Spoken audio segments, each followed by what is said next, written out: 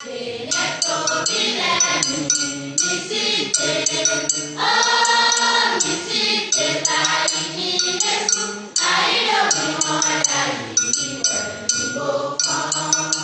va Egbeton et Bloer réseau Bénin Espoir ONG et Beta Hosu Montona Hosu Mando Nundeme.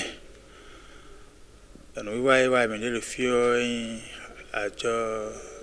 Tome. Oui, où il y a de la menu quand Daho et le Tome Fibono tout document de Edjahagboy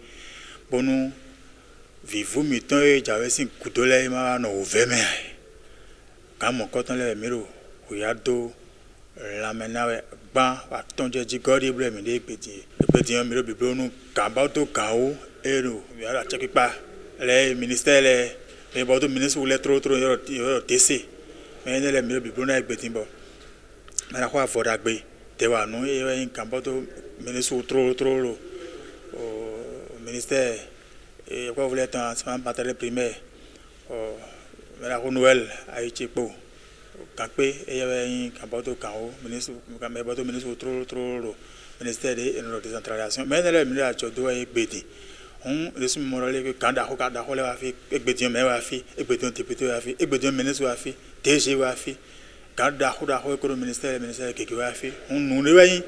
pour vivre nous même non les miro kuton donu ma wero ina cheni de digiton bokale bia wero ni lebo no nguzo mi ton techi bonu mi na se kublo devo jawe devo le po jawe po nwa si untunwe ina si nwa eblo egbe me do azo wa we si no ko me ro wedu no tondo mi se gan me ro zole we no pe bondo a wedu de onyon donc nous etin egbe ona. Donc, je suis miton,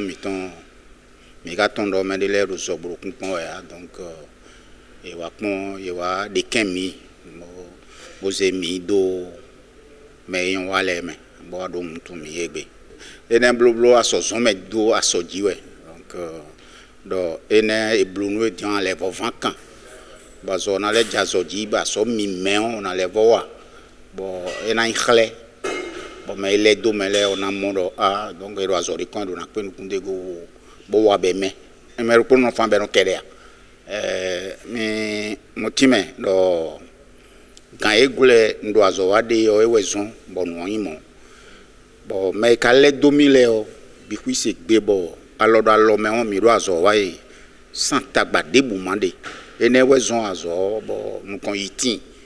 on kon je me do waru pono bonu marile ma so hawe ya esi huya e ka de do e de gbede wori so an so bo so wazona walo de an so bo so wazona bo mele do le bihui na ko do bo nwe gami ton do aligbe na me bihui na gboji ba so na yi wa e we mi ten kon bo blo pere de me bo kana le da kan de go bo blo mu